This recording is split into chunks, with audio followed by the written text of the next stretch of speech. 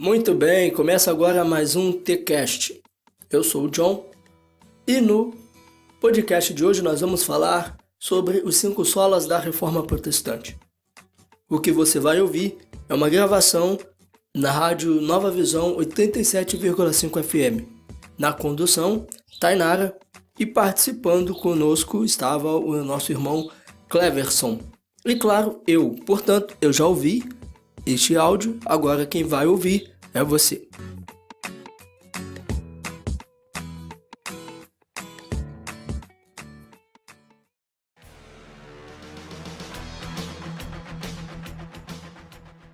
Mas antes da gente iniciar este podcast, eu quero falar para vocês das nossas redes sociais.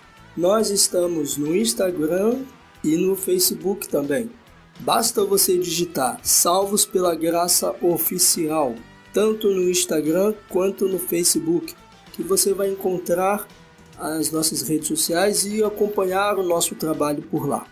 Eu vou deixar claro abaixo desse podcast, onde quer que você esteja ouvindo, por onde quer, canal que seja, por qualquer lugar que seja, eu vou deixar abaixo o link para que você possa estar indo diretamente nas nossas redes sociais.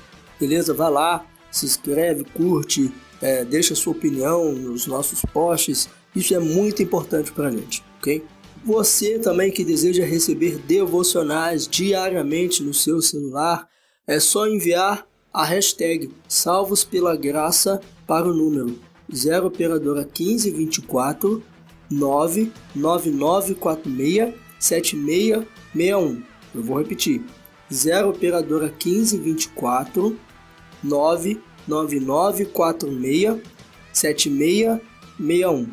É só você mandar a hashtag Salvos pela Graça para este número via WhatsApp, hein, galera? Beleza? Pelo WhatsApp. E você já vai estar fazendo parte da nossa lista de pessoas que recebem os nossos devocionais diariamente. E tem sido uma bênção. Então, sem mais enrolações, vamos para o podcast de hoje. Valeu!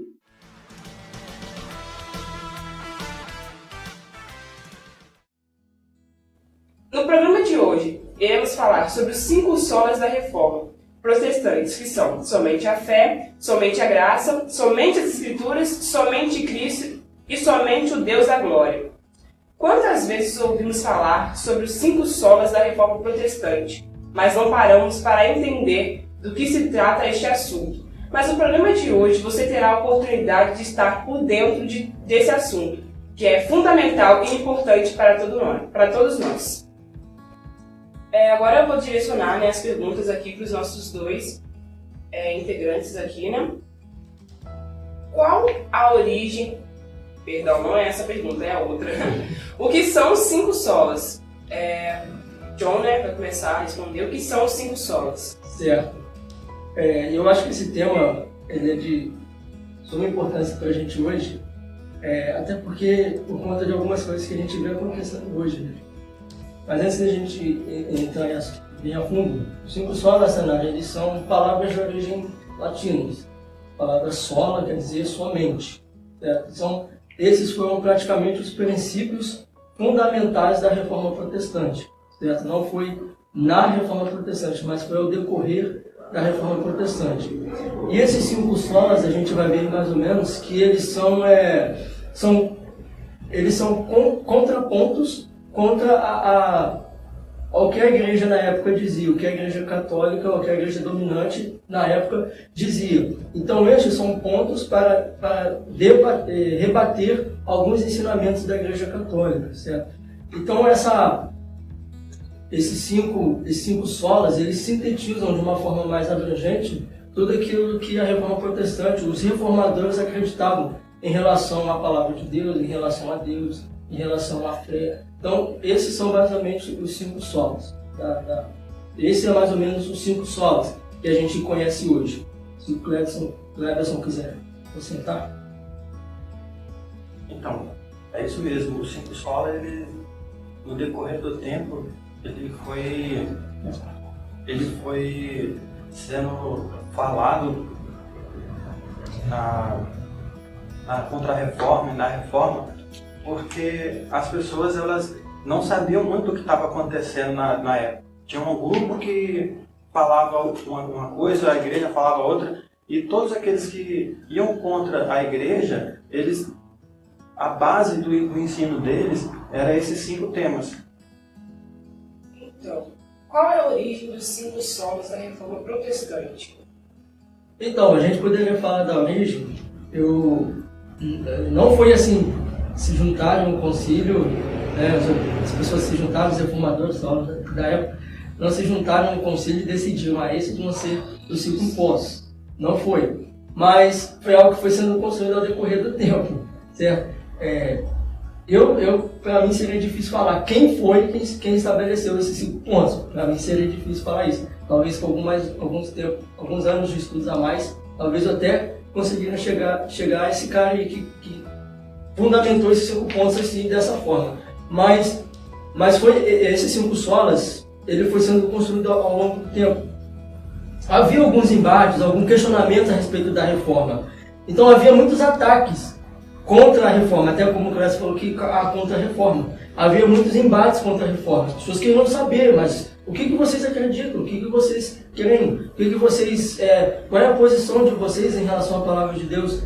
Então a partir de algumas confissões, de alguns credos, de alguns catecismos, foram sendo construídos, certo? Para que fosse dito o que eles acreditavam e poder, de alguma forma, distinguir daquilo que se era ensinado pela Igreja Católica da época. Era basicamente para distinguir qual era a posição dos reformadores e qual era a posição da Igreja Católica. Então nós podemos dizer que esse credo, esses 5 solas, e vários outros também, quando a gente estuda a história da Igreja, estuda a história da Reforma, a gente vai ver que vários outros credos também foram estabelecidos. Então eles nasceram assim, dessa necessidade apologética, essa necessidade de defender a fé, de defender o que eles acreditavam. Então essa é basicamente a origem dos 5 solas da Reforma Protestante. Então a gente vai ver que isso se consolida, certo? Algum tempo isso se consolida, esses 5 pontos vai se consolidar. E em algum dado tempo, em algum dado momento da história, esses 5 pontos vão se consolidar. Mas eu não saberia dizer quem foi que chegou assim, não, esses são os 5 pontos. Mas eles foram sendo estabelecidos ao longo da história. Só para...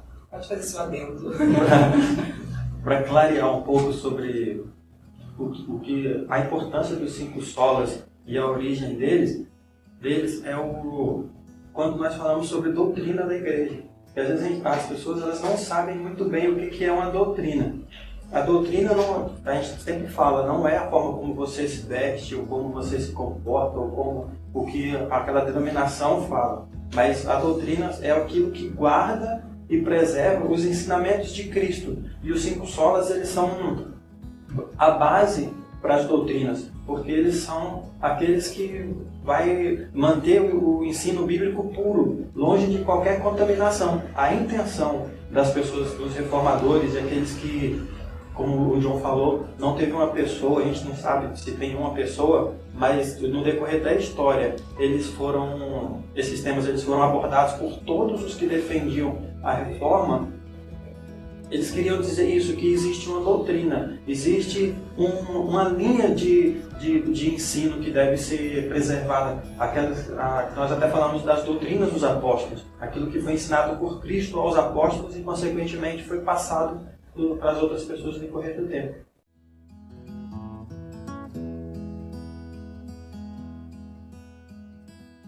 Fala pra gente um pouco de cada um dos pontos centrais da reforma.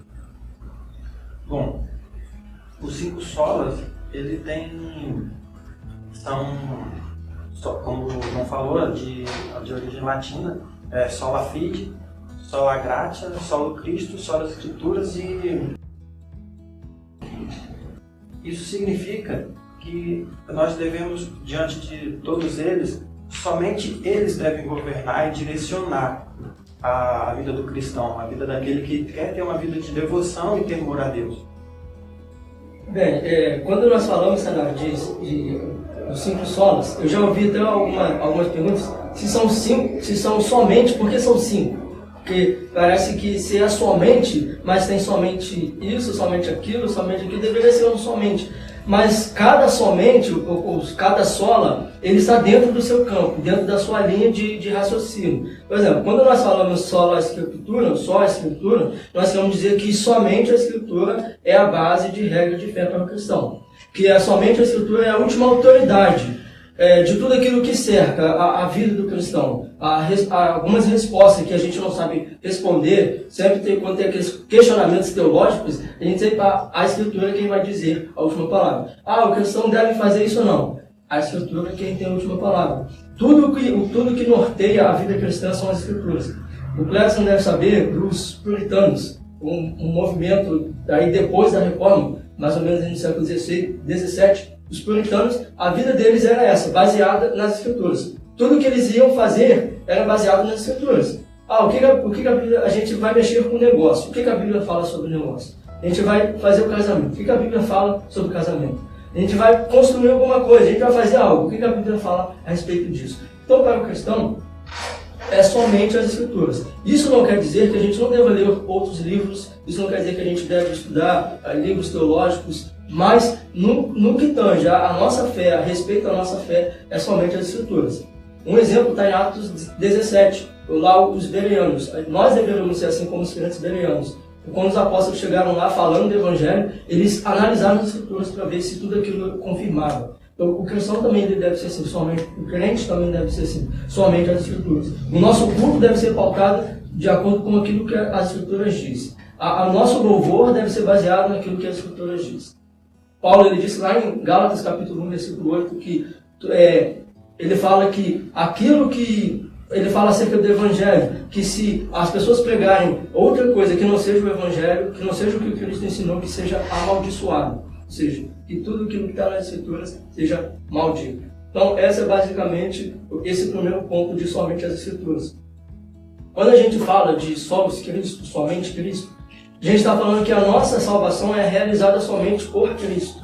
A nossa salvação não está baseada naquilo que eu posso fazer, do que o meu entendimento pode fazer. A nossa salvação está no Cristo mediatório, na obra de salvação de Deus em Cristo Jesus, que foi estabelecida desde Gênesis capítulo 3, que foi sendo profetizado e que se cumpriu ali no Novo Testamento. Então, por isso que nós dizemos, a gente está aqui resumindo porque é um assunto muito amplo, mas esse é o solos Cristo, somente Cristo. E a gente vai ver hoje que algumas coisas estão entrando no lugar deste sacrifício expiatório. Eu já vi muitos homens, alguns líderes religiosos, dizer que se você não der o dízimo, você não pode ser salvo. Ou seja, isso já está contrapondo o que a Bíblia nos fala, que somente Cristo é o nosso Salvador. Então a gente entende que somente Cristo é a nossa justificação, somente Cristo é a nossa reconciliação com Deus, somente é Cristo. O próprio Cristo diz, eu sou o caminho, a verdade e a vida. Ninguém vem ao Pai senão por mim, certo? Quando a gente diz só a graça, a gente está querendo dizer que a nossa salvação ela não está baseada em obras, que é somente pela graça de Deus. Eu gosto muito de ler Efésios, e Efésios fala muito bem acerca disso, principalmente Efésios capítulo 2 em diante, que ele fala que nós estávamos mortos por nossos delitos e pecados. E lá no versículo 8 vai falar que nós somos salvos pela graça mediante a fé. Então, o cristão ele é salvo mediante a graça de Deus. Ele não realiza nada para ser salvo. Ele até tem aquelas duas questões, o sinergismo e o monergismo. Que o sinergismo é a sua ação, o monergismo não, você está inerte quanto àquilo. Então o cristão, quando a gente diz só a graça, o cristão ele não tem parte nenhuma em sua salvação. Eu vou falar mais afinal porque algum desses pontos estão sendo estabelecidos, mas eu vou entrando aqui. Quando a gente diz só a fé, a gente diz que a nossa é somente a fé. A palavra já diz, é somente a fé. É só a fé que eu me lembro, só aqui quando Martinho Lutero, antes da Reforma Protestante, ele em Romanos capítulo 1, versículo 17, isso mesmo, quando ele fala, pois a justiça de Deus é revelada de fé em fé, pois o justo viverá pela fé. Então a partir daquilo ele entendeu que o cristão, aquele que é salvo, que é salvo por Deus, ele é justificado mediante a fé. Que a fé é o meio pelo qual ele alcança essa graça, pela fé, certo? E só para finalizar aqui, quando a gente diz só lhe deu glória, nós reafirmamos que tudo provém de Deus, certo? Que todas as coisas são realizadas por Deus. A criação do mundo, a obra de salvação, a fé, que fala que a fé não vem de vós, é um dom de Deus. Então tudo, quando a gente diz sólido ou glória, que tudo está relacionado, que tudo seja para a glória de Deus. Até Romanos capítulo 11, versículo 33 a 36, quando Paulo ele disse, no 36 mais especificamente, ele diz, porque dele, por ele, para ele, são todas as coisas, a ele seja glória eternamente. Amém. Então esses basicamente são os 5 pontos da Reforma Protestante, o que basicamente cada um deles tem a dizer a nós. Se o Clédio quiser... Eu falo Clédio.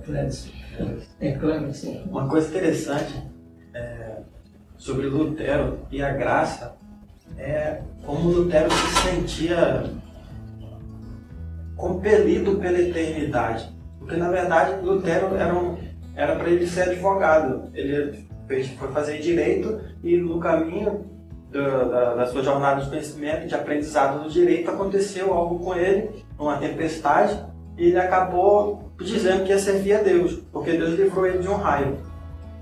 E ele, a partir dali, ele se sente como sente uma necessidade de ser salvo, ele sente a necessidade de ter um relacionamento com Deus. É como se a eternidade estivesse batendo na porta e não tivesse como abrir. É tanto que quando ele ia se confessar para o sacerdote dele, para aquele que era amigo dele também, ele comentava com ele que Lutero ele precisava pecar primeiro para depois confessar, porque Lutero sentia uma pressão tão grande na alma dele, uma necessidade tão grande de salvação, uma necessidade de ter um relacionamento com Deus, que ele não conseguia, ele se sentia pecador. Foi daí então que ele encontrou Romanos 17. Exatamente, Romanos 17, que fala que a salvação, que fala que o justo vive pela fé. E se o justo vive pela fé, com certeza ele alcança a salvação pela fé. O que Paulo fala depois em Efésios, que a salvação é pela graça por intermédio da fé. Então, a graça de Deus, ela é para todos nós e todos nós alcançamos pela fé.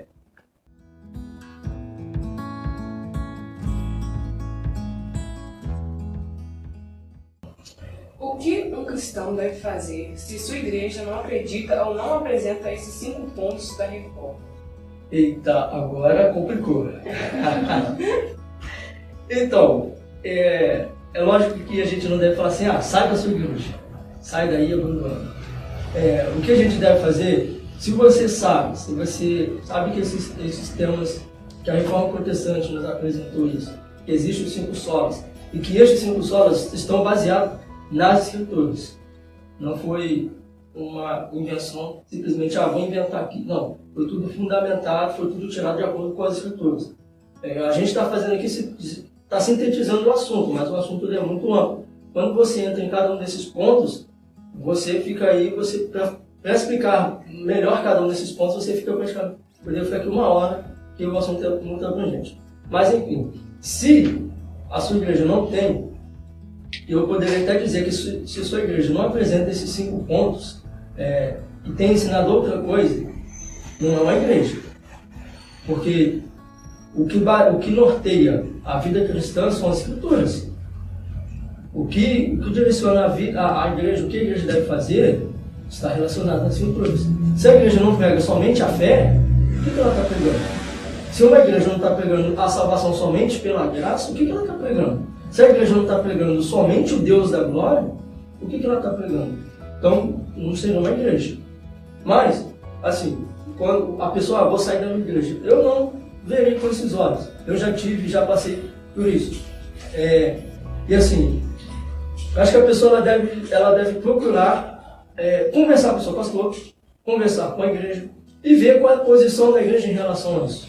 Se aquilo pode ser resolvido, se aquilo não pode.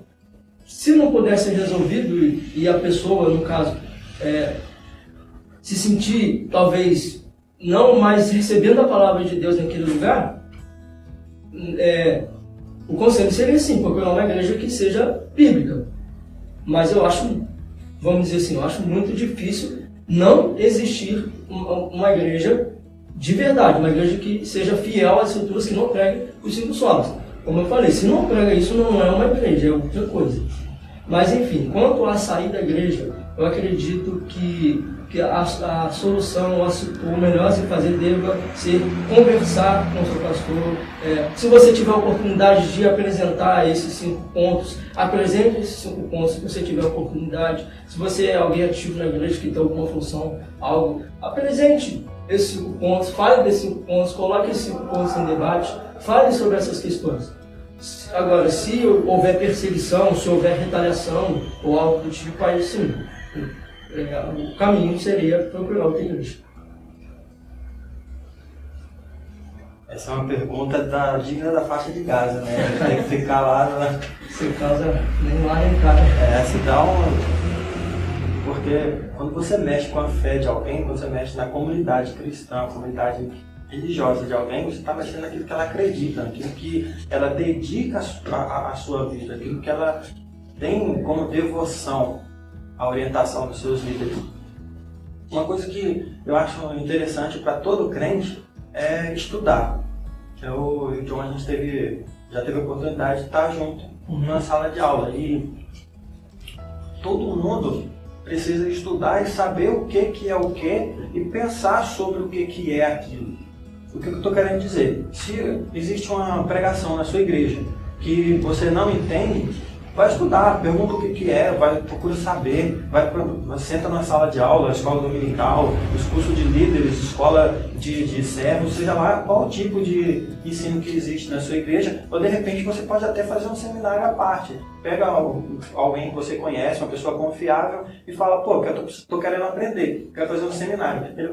Alguém vai poder saber te indicar um seminário bom, porque estava até conversando com minha esposa semana passada, algumas coisas sobre isso, que às vezes a pessoa, existem várias igrejas e vários tipos de igreja, várias denominações, e de repente a pessoa ela nem sabe o que é o sinergismo, nem o monergismo, e acaba abrindo uma igreja, uma denominação. Isso